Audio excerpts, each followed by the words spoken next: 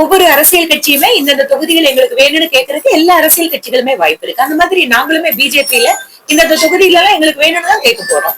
அதனால இந்த தொகுதி அந்த லிஸ்ட்ல இருக்கா இல்லையாங்கிறதெல்லாம் சீக்ரெட், அதெல்லாம் சொல்ல முடியாது. நாங்க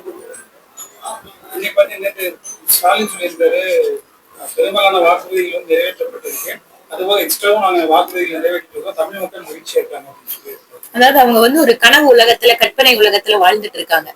அதனால திரு ஸ்டாலின் அவர்களுக்கு மக்களோடு எந்த விதமான தொடர்பும் கிடையாது.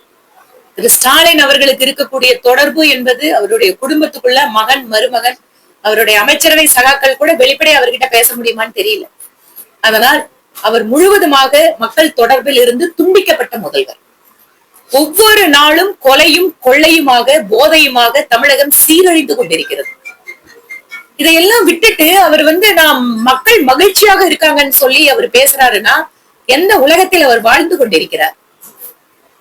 திரு ஸ்டாலின் அவர்கள் உங்கள் கனவை சொல்லுங்கள் என்கிறார். எங்களுக்கு இருக்கின்ற ஒரே கனவு திமுகவை வீட்டுக்கு அனுப்பதுதான் எங்களோட ஒரே கனவு. அதுதான் இன்னைக்கு எங்களோட கனவு. ஏனென்றால் இன்று திருப்பூர் மாதிரி தொழில் நகரங்கள் கடுமையாக பாதிக்கப்பட்டிருக்கிறார்கள். இன்று திருப்பூரோ ஈரோடோ அல்லது கோயம்புத்தூர், கரூர், யுஎஸோட டாரிஃப்ல பிரச்சனைன்னு வரும்போது நாங்க மத்திய அரசாங்கத்துக்கிட்ட நேரடியா கூட்டிட்டு போய் உட்கார வச்சு பேசணும். இன்னைக்கு ஒரு பெரிய ரிலீஃப் மோடிஜி அவர்கள் கொடுத்திருக்காரு. மின்சார கட்டணம், சொத்து வரி, இந்த மாதிரி இருக்கக்கூடிய அதாவது முறையான அடிப்படை கட்டமைப்பு வசதிகள் இல்லாதால இந்த தொழில் பயங்கரமா பாதிக்கப்பட்டிருக்கு. இதை பற்றி எல்லாம் வந்து மாநில அரசாங்கத்துக்கு கவலையே கிடையாது. குப்பை பிரச்சனைக்காக எங்களோட மாவட்டம் போராடிட்டு இருக்கு. எங்க பார்த்தாலும் குப்பை. திருப்பூர்ல மட்டும் இல்லைங்க, கோயம்புத்தூர்ல என் தொகுதியில அந்த நிலைமை. ஆள் இல்லங்கிறாங்க, வண்டி இல்லங்கிறாங்க. கொடுக்கிற வரி எங்க தாங்க போகுது கேக்குறாரு திரு ஸ்டாலின். தமிழ்நாட்டினுடைய நிதி வருவாய் எங்களுக்கு எங்கன்னு கேக்குறாரு. இப்ப நாங்க கேக்குறோம், கோயம்புத்தூரும் திருப்பூரும் கொடுக்கிற வரி எங்கீங்க? ஏன் எங்களுக்கு ரோடு கிடைக்கல? நல்ல ரோடு கிடையாது, குப்பை எடுக்கிறதுக்கு ஏன் ஆள் இல்ல? அதனால் இந்த திமுக திராவிட மாடல் அரசு என்பது முழுவதுமாக தோல்வி அடைந்த ஒரு அரசு. எவ்வளவு சீக்கிரம் அந்த கவர்மெண்ட் போகும்னு மக்கள் எதிர்பார்க்க ஆரம்பிச்சிட்டாங்க.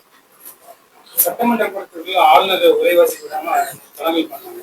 அதே மாதிரி இன்னைக்கு மாநில லெவலில் குடியரசுத் தலைவர் நன்றி உரையில பிரதமரை பேச விடாம எதிர்கட்சிகள் வந்து அமளியில் ஈடுபட்டாங்க. இது எப்படிங்க?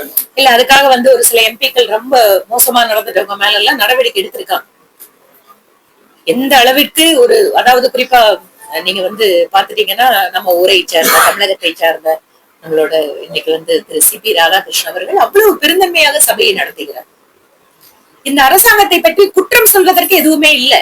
இவங்க மாதிரி ஊழல் குற்றச்சாட்டு இருக்கா? இதோ தமிழ்நாடு கவர்மெண்ட்ல அமைச்சர்கள் மீது ஊழல் குற்றச்சாட்டுங்க கோர்ட்ல பேஸ் பண்ணிட்டு இருக்காங்க. இன்னொரு அமைச்சர் மேல எஃப்ஐஆர் கூட போட மாட்டேங்கிறாங்க. இங்க நீங்க பாக்கலாம், டாஸ்மாக் கடையில இருந்து ஆரம்பிச்சு கவர்மெண்ட் கான்ட்ராக்ட் எல்லாத்திலயும் ஊழல். திமுக அரசாங்கத்தில் ஒரு துறையில் கூட நேர்மை இருக்கிறது அப்படின்னு சொல்லவே முடியாது. அதனால் மத்தியில் இருக்கக்கூடிய அரசாங்கம் நேர்மையாக திறமையாக பிரதமர் மோடி வழி நடத்துகிறார். அங்க குறை சொல்றதுக்கு ஒண்ணு இல்ல, ஏதாவது ஒண்ணு வந்து கிரியேட் பண்ணி அங்க வந்து பார்லிமெண்ட்டை முடக்க முடியுமான்னு பாக்குறாங்க. அதிமுக இரண்டாம் கட்ட தேர்தல் இருக்கு, அது வந்து ஒரு பதற்றமான சூழ்நிலை தான் அவங்க இருக்காங்க. திமுகவுக்கு தான் இப்ப பதற்றம்.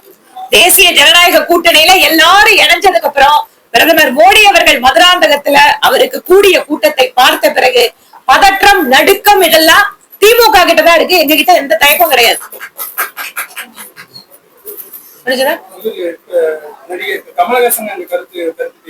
கமலஹாசன் பேசுறது உங்களுக்கு புரிஞ்சுதா? ஆனா உங்களுக்கு புரியுது? அதாவது எனக்கும் புரியலீங்க. 21 அவர் பேசுறது புரியாமதான் எங்க தொகுதி மக்கள் எல்லாம் இல்லைங்கன்னா நீங்க போங்கன்னு அனுப்பிச்சு விட்டாங்க. அப்புறம் அவங்களுக்கு பாஸ், நம்ம அறிவாலயம் பாஸ் வந்து அவங்கள டெல்லிக்கு அனுப்பிச்சு விட்டாங்க. அங்க போய் அவர் பேசுறது அவருக்கும் புரியல, மக்களுக்கும் புரியல. அதுல அவர் ஒண்ணு சொல்றாரு, தமிழை வந்து நான் வந்து தமிழ் மொழிக்காக வந்து இதை பேசின தெரியுமா? ஒரு மத்திய அமைச்சர் பேசினதா சொல்லக்கூடிய விஷயங்கள் யாரு சொன்னது? பெரியார் அவர்கள் சொன்னதை மத்திய நிதியமைச்சர் மேற்கோள் காட்டினார். அதையும் கூட புரியாம அவர் உட்கார்ந்து பார்லிமெண்ட்ல பேசுறாரு. அவ்வளவுதான் சொல்ல முடியும். அதனால புரியாத பேச்செல்லாம் நாம ஏன் கவலைப்படணும்? மக்களும் கவலைப்படல. அதெல்லாம் ஏதாவது பிரயோஜனம் இருக்குங்களா? ஒண்ணும் கிடையாது. அவர் அந்த நேரத்துல பேச ஏதாவது படம் நடிச்சா கூட நல்லா ஜாலியா என்ஜாய் பண்ணலாம். நான் கூட தமிழ் படம் தான் நல்லா பார்ப்பேன். ஆனா இந்த யூஎஸ் டாரிஃப் 18% குறைச்சாங்க, 50%. அது வந்து திமுக கொடுத்த அழுத்தத்துலதான் அது குறைச்சிருக்காங்கன்னு சொல்லி ஒரு திமுக போய் பிரச்சாரம் பண்ணிட்டு இருக்காங்க. அது எப்படி பாத்தீங்க? திமுக வந்து எந்த அளவுக்கு உண்மையை விட தூரமா போய் பிரச்சாரம் பண்ணுவாங்கிறதுக்கு இதெல்லாம் ஒரு உதாரணங்க. இன்னும் கூட நிறைய உலக பிரச்சனைகள்லாம் இருக்குது. எங்க திமுக அழுத்தம் கொடுத்து தீர்த்து வைக்க சொல்லுங்க பாக்கலாம். அதாவது கொஞ்சமாவது சம்பந்தம் இருக்கிற விஷயமா பேசுறோங்க. திரு ஸ்டாலின் அவர்கள் கடிதம் எழுதினார் பாலஸ்தீன பிரச்சனையை தீர்த்து வைக்க சொல்லி. எங்க பக்கத்துல நீங்க வந்து கர்நாடகாவில் இருக்கிற பிரச்சனையவே தீர்த்து வைக்க முடியாது உங்களால. இதுக்கும் கூட்டணி தான் இருக்குது. அப்புறம் நீங்க எதுக்கு உலக நாடுகள் அங்க இங்கன்னு போறீங்க? அறிவாலயத்தோட அளவு இதுக்குள்ள இருக்குன்னா அதுக்குள்ள மட்டும் நில்லுங்க, அதை தாண்டி போகாதீங்க.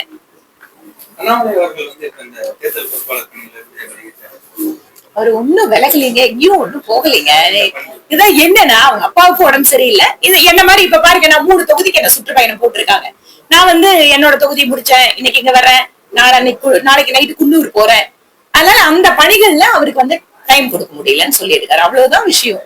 அதை வந்து ரொம்ப பெருசு பண்ணி அது வந்து ஏதோ பிஜேபிக்குள்ள ஒரு பெரிய அதெல்லாம் எதுவுமே கிடையாதுங்க.